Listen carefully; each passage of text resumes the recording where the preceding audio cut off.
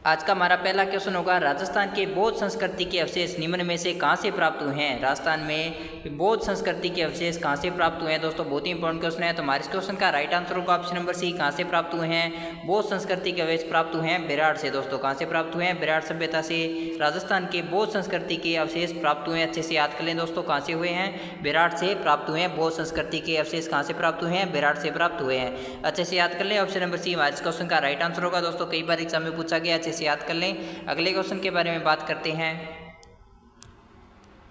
हमारा अगला क्वेश्चन होगा, राजस्थान का मुख्य पुरातात्विक स्थल कौन सा है। राजस्थान का मुख्य पुरातात्विक स्थल कौन सा है दोस्तों, ये भी बहुत ही इंपॉर्टेंट क्वेश्चन है, कई बार एग्जाम में पूछा गया, अच्छे से याद कर लें। हमारा क्वेश्चन होगा, राजस्थान का मुख्य पुरातात्विक स्थल कौन सा है। तो हमारे क्वेश्चन का राइट आंसर होगा ऑप्शन नंबर डी, कौन सा है, तो आहड़ है दोस्तों। कौन सा है, राजस्थान का प्रमुख पुरातात्विक स्थल किसे माना जाता है, तो आहड़ को माना जाता है। अच्छे से याद कर लें दोस्तों, ऑप्शन नंबर डी इस क्वेश्चन का राइट आंसर होगा। बहुत ही इंपॉर्टेंट क्वेश्चन है, बहुत बार एग्जाम में पूछा गया और आपके पशु परीक्षक एग्जाम में भी ये क्वेश्चन पूछा सकता है कि राजस्थान का मुख्य पुरातात्विक स्थल किसे माना जाता है, तो आहड़ को माना जाता है। ऑप्शन नंबर डी इस क्वेश्चन का राइट आंसर होगा।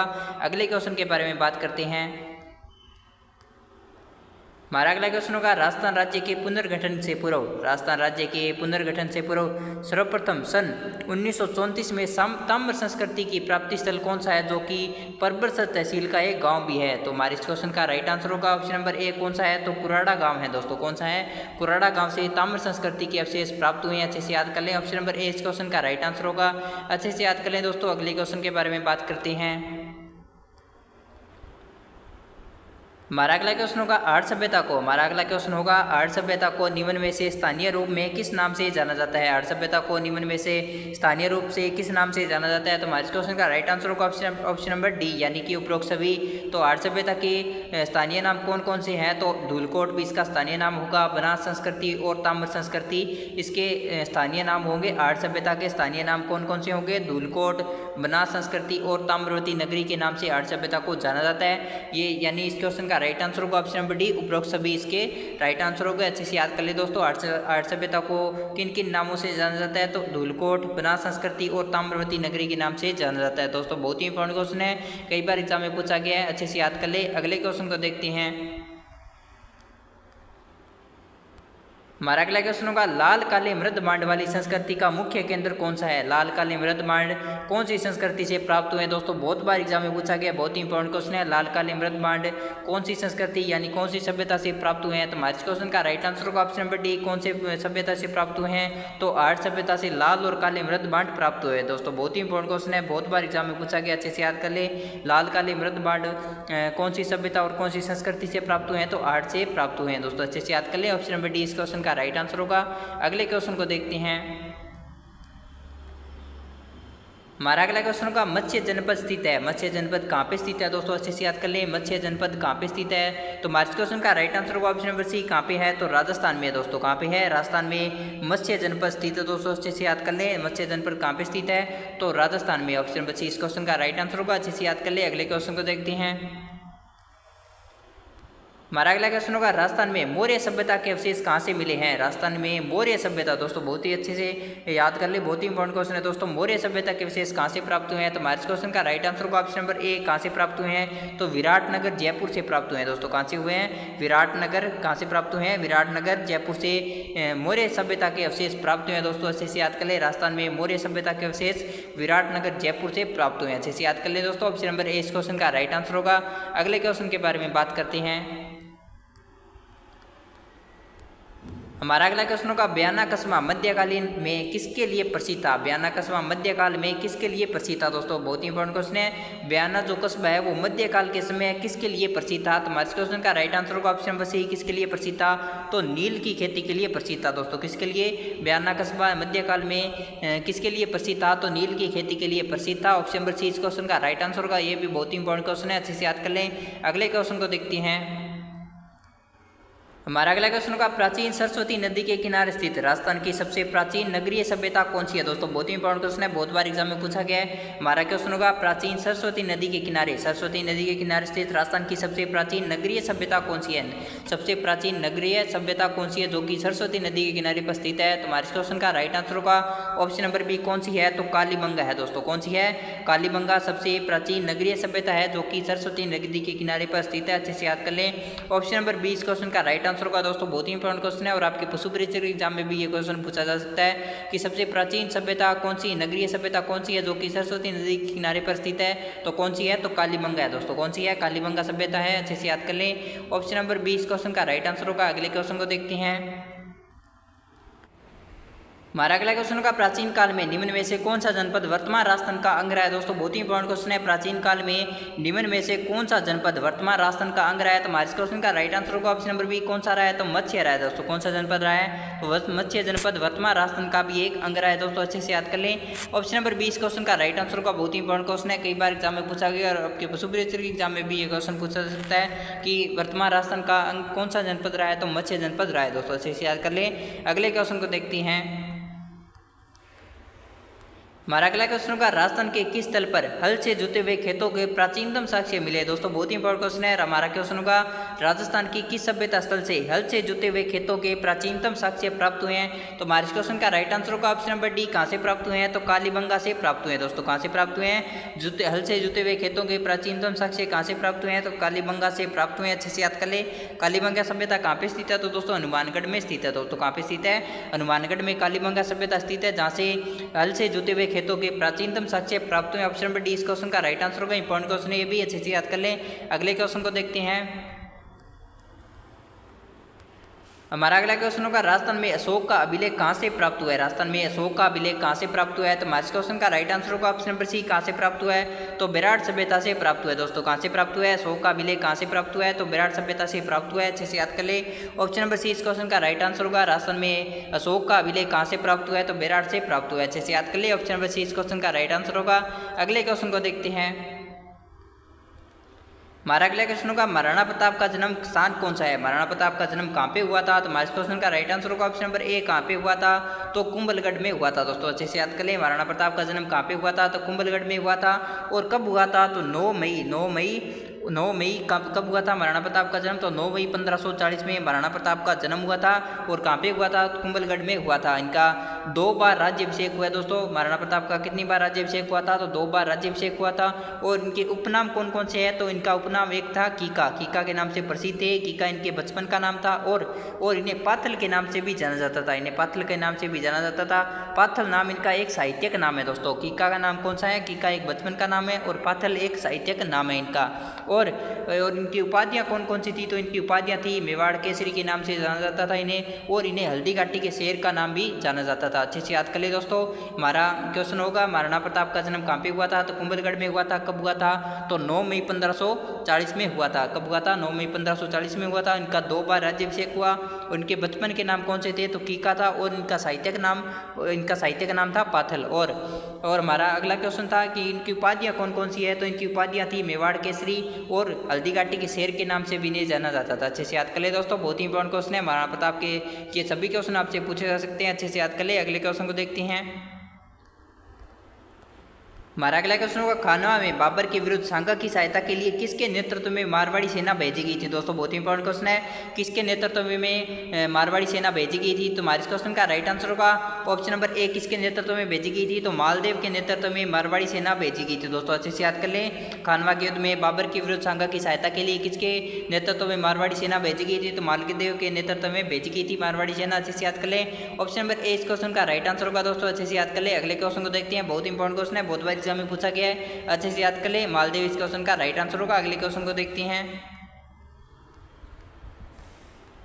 हमारा अगला क्वेश्चन होगा अकबर द्वारा महाराणा प्रताप से बातचीत हेतु भेजे हुए दूतों का सही क्रम क्या है? दोस्तों बहुत ही इंपॉर्टेंट क्वेश्चन है।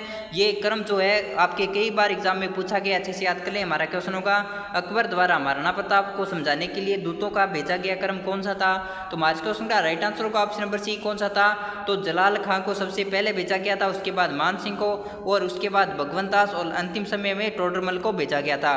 तो ये इसका राइट आंसर होगा ऑप्शन नंबर सी। और इसके क्रम का आपको अच्छे से याद करना है। तो सबसे पहले किसे भेजा गया था? जलाल खां को भेजा गया था, उसके बाद मान सिंह को, उसके बाद भगवंत दास और अंतिम समय में टोडरमल को भेजा गया था।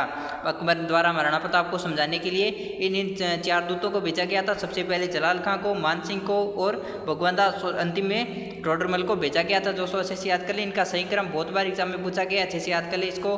अगले क्वेश्चन को देखते हैं। हमारा अगला क्वेश्चन होगा, निम्न में से कौन सा विद्वान कुंभा के दरबार में नहीं था? कुंभा के दरबार में कौन सा विद्वान नहीं था? तो हमारे इस क्वेश्चन का राइट आंसर होगा ऑप्शन नंबर ए, कौन सा नहीं था? तो मुनि सुंदर सूरी इनके महाराणा कुंभा के दरबार में नहीं था। बाकी मुनि जिन विजय सूरी, टीला भट्ट और नाथा, ये सभी ये तीनों इनके दरबार में रहते थे। महाराणा कुंभा के दरबार में ये तीनों रहते थे, लेकिन कौन सा विद्वान नहीं था? तो मुनि सुंदर सूरी इनके दरबारी विद्वान नहीं थे। अच्छे से याद कर ले, ऑप्शन नंबर ए इस क्वेश्चन का राइट आंसर होगा। अगले क्वेश्चन को देखते हैं। हमारा अगला क्वेश्चन होगा, बादशाह ने मेवाड़ के राणा को आपस के समझौते से अधीन किया था, न कि बल से। हमारा क्वेश्चन होगा, बादशाह ने मेवाड़ के राणा को आपस के समझौते से अधीन किया था, न कि बल से। ये कथन किस विद्वान ने कहा था? अच्छे से याद कर ले दोस्तों, कई बार एग्जाम में पूछा गया है। हमारा क्वेश्चन होगा, बादशाह ने मेवाड़ के राणा को आपस के समझौते से अधीन किया था, न कि बल से। तो हमारे इस क्वेश्चन का राइट आंसर होगा ऑप्शन नंबर डी। किसने कहा था ये कथन? तो सर टॉमस रो ने कहा था। किसने कहा था? सर टॉमस रो का ये कथन है, जो कि कहा था कि बादशाह ने मेवाड़ के राणा को आपस के समझौते से अधीन किया था, न कि बल से। अच्छे से याद कर ले, ऑप्शन नंबर डी इस क्वेश्चन का राइट आंसर होगा। किसने कहा था? सर टॉमस रो ने कथन कहा था। अच्छे से याद कर ले। अगले क्वेश्चन को देखते हैं। हमारा अगला क्वेश्चन होगा, निम्नलिखित में से मेवाड़ के रक्षक के रूप में किसे जाना जाता है? दोस्तों बहुत ही इंपॉर्टेंट क्वेश्चन है। मेवाड़ के रक्षक के रूप में किसे जाना जाता है? तो हमारे क्वेश्चन का राइट आंसर होगा ऑप्शन नंबर डी। किसे जाना जाता है? तो भामाशाह को जाना जाता है। दोस्तों बहुत बार एग्जाम में पूछा गया है, भामाशाह को मेवाड़ के रक्षक के नाम से भी जाना जाता है। दोस्तों अच्छे से याद कर ले, बहुत ही इंपॉर्टेंट क्वेश्चन है, अच्छे से याद कर ले दोस्तों। ऑप्शन नंबर डी इस क्वेश्चन का राइट आंसर होगा। मेवाड़ का रक्षक कौन से किसे जाना जाता है? तो भामाशाह को जाना जाता है। अच्छे से याद कर ले। अगले क्वेश्चन को देखते हैं। हमारा अगला क्वेश्चन होगा, राणा पूंजा किस राजा का सेनापति था? हमारा क्वेश्चन होगा, राणा पूंजा किस राजा का सेनापति था? तो हमारे क्वेश्चन का राइट आंसर होगा ऑप्शन नंबर डी। किसका था? तो महाराणा प्रताप का सेनापति था। दोस्तों किसका सेनापति था? तो राणा पूंजा महाराणा प्रताप का सेनापति था। दोस्तों अच्छे से याद कर लें, ऑप्शन नंबर डी इस क्वेश्चन का राइट आंसर होगा। कई बार एग्जाम में पूछा गया, अच्छे से याद कर ले। राणा पूंजा किस राजा का सेनापति था? तो महाराणा प्रताप का था। अच्छे से याद कर ले। अगले क्वेश्चन को देखते हैं।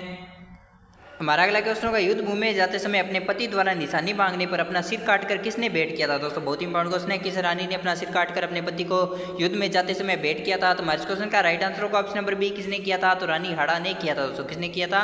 रानी हाड़ा ने अपना सिर काटकर अपने पति को भेंट कर दिया था, ताकि वे युद्ध में अच्छे से लड़ सकें। दोस्तों ऑप्शन नंबर बी इस क्वेश्चन का राइट आंसर होगा। अच्छे से याद कर ले, बहुत बार एग्जाम में पूछा गया, बहुत ही इंपॉर्टेंट क्वेश्चन है। अगले क्वेश्चन को देखते हैं। हमारा अगला क्वेश्चन होगा, निम्न में से पद्मिनी और कर्मावती किस वजह से विख्यात है? हमारा क्वेश्चन होगा, पद्मिनी और कर्मावती किस वजह से विख्यात है? तो हमारे क्वेश्चन का राइट आंसर होगा ऑप्शन नंबर सी। किस वजह से है? तो जोहर की वजह से। इन दोनों ने जोहर किया था, सबसे पहले जोहर किया था। पद्मिनी ने कब किया था? तो 1303 में किया था। ये साका हुआ था, प्रथम साके के नाम से इसे जाना जाता है। और कर्मावती ने कब किया था? तो कर्मावती ने किया था 1534 ईस्वी में इन्होंने साका किया था। ये दूसरा साका जाना जाता है। प्रथम साका किसने किया था? पद्मिनी ने 1303 में, और दूसरा साका हुआ था कर्मावती के द्वारा। कब हुआ था? 1534 में हुआ था। अच्छे से याद कर लें। और ने किस कारण इन्हें विख्यात माना जाता है, किस कारण इन्हें जाना जाता है? तो इन्होंने जोहर किया था। दोस्तों किसने किया था? पद्मिनी और कर्मावती ने जोहर किया था। अच्छे से याद कर ले दोस्तों, ऑप्शन नंबर सी इस क्वेश्चन का राइट आंसर होगा। अगले क्वेश्चन को देखते हैं। हमारा अगला क्वेश्चन होगा, महाराणा प्रताप का अंतिम अग्नि संस्कार किस स्थान पर किया गया था? महाराणा प्रताप का अग्नि संस्कार किस स्थान पर किया गया था? तो हमारे क्वेश्चन का राइट आंसर होगा ऑप्शन नंबर सी। कहाँ पे किया गया था? तो बादोली में किया गया था। तो कहाँ पे किया गया था? बादोली में महाराणा प्रताप का अंतिम संस्कार किया गया था। और इनकी मृत्यु कहाँ पे हुई थी? तो इनका देहांत हुआ था चावंड में। इनका देहांत कहाँ पे हुआ था? तो चावंड में हुआ था। उनके अंतिम संस्कार इनका बादोली में किया गया था। दोस्तों ऐसे याद कर लें, कंफ्यूजिंग वाला क्वेश्चन है। महाराणा प्रताप का अंतिम संस्कार कहाँ पे किया गया था? तो बादोली में किया गया था। और इनका देहांत कहाँ पे हुआ था? तो इनका देहांत चावंड में हुआ था। देहांत चावंड में हुआ और अंतिम संस्कार बादोली में किया गया। अच्छे से याद कर ले, ये क्वेश्चन बहुत ही इंपॉर्टेंट क्वेश्चन है। अगले क्वेश्चन को देखते हैं। हमारा अगला क्वेश्चन होगा, निम्न में से किस स्थान पर महाराणा प्रताप मुगल सेना से छिपकर बचे हुए थे? हमारा अगला क्वेश्चन होगा, निम्न में से किस स्थान पर महाराणा प्रताप मुगल सेना से बचकर छिपे थे? तो हमारे क्वेश्चन का राइट आंसर होगा ऑप्शन नंबर सी। कहाँ पे छिपे थे? तो छानसन की पहाड़ियों में छिपे थे। दोस्तों कहाँ पे छिपे थे? महाराणा प्रताप मुगल सेना से बचकर कहाँ पे छिपे थे? तो छानसन की पहाड़ियों में छिपे थे। अच्छे से याद कर ले दोस्तों, ऑप्शन नंबर सी इस क्वेश्चन का राइट आंसर होगा। इंपॉर्टेंट क्वेश्चन है ये भी। अगले क्वेश्चन को देखते हैं। हमारा अगला क्वेश्चन होगा मेवाड़ का ऐसा कौन सा प्रथम शासक था जिसने मुगलों के साथ संधि की थी। दोस्तों बहुत ही इंपॉर्टेंट क्वेश्चन है, मेवाड़ का कौन सा शासक जिसने मुगलों के साथ संधि की थी। तो हमारे इस क्वेश्चन का राइट आंसर होगा ऑप्शन नंबर डी, किसने की थी, तो अमर सिंह ने की थी। दोस्तों किसने की थी, अमर सिंह ने। मेवाड़ का ऐसा कौन सा प्रथम शासक था जिसने मुगलों के साथ संधि की थी, तो अमर सिंह ने की थी। और कब की थी, तो 5 फरवरी 1615 में की थी। दोस्तों कब की थी, 5 फरवरी 1615 में मेवाड़ का प्रथम शासक था जिसने मुगलों के साथ संधि की थी। दोस्तों अच्छे से याद कर लें किसने की थी, तो राणा अमर सिंह ने की थी। ऑप्शन नंबर डी इस क्वेश्चन का राइट आंसर होगा। अगले क्वेश्चन को देखते हैं। हमारा अगला क्वेश्चन होगा उदय सिंह के साथ चित्तौड़गढ़ छोड़ने के पश्चात पन्ना को किस स्थान पर आश्रय प्राप्त हुआ था। उदय सिंह के साथ चित्तौड़गढ़ छोड़ने के पश्चात पन्ना को किस स्थान पर आश्रय प्राप्त हुआ था। तो हमारे इस क्वेश्चन का राइट आंसर होगा ऑप्शन नंबर ए, कहाँ पे हुआ था, तो कुंभलगढ़ में आश्रय प्राप्त हुआ था। पन्ना को किस स्थान पर आश्रय प्राप्त हुआ था, तो कुंभलगढ़ में प्राप्त हुआ था। ऑप्शन नंबर ए इस क्वेश्चन का राइट आंसर होगा। तो दोस्तों सभी इंपॉर्टेंट क्वेश्चन है जो कि आपको इस वीडियो में कवर करवा दिए हैं। अगर आपको किसी भी क्वेश्चन में कोई डाउट है तो आप कमेंट बॉक्स में टाइप कर सकते हैं। अगर आप इन क्वेश्चन की पीडीएफ चाहते हैं तो आपको टेलीग्राम चैनल पर मिल जाएगी और टेलीग्राम चैनल का लिंक आपको वीडियो के डिस्क्रिप्शन बॉक्स में दिया हुआ है, तो वहाँ से आप टेलीग्राम चैनल को ज्वाइन करके उसकी पीडीएफ को डाउनलोड कर सकते हैं। अगर आपको वीडियो अच्छी लगे तो वीडियो को लाइक कीजिएगा, चैनल को भी सब्सक्राइब कीजिएगा ताकि नई वीडियो का नोटिफिकेशन आपको जल्दी मिल सके। तो दोस्तों मिलते हैं नेक्स्ट वीडियो में, तब तक के लिए जय हिंद जय भारत।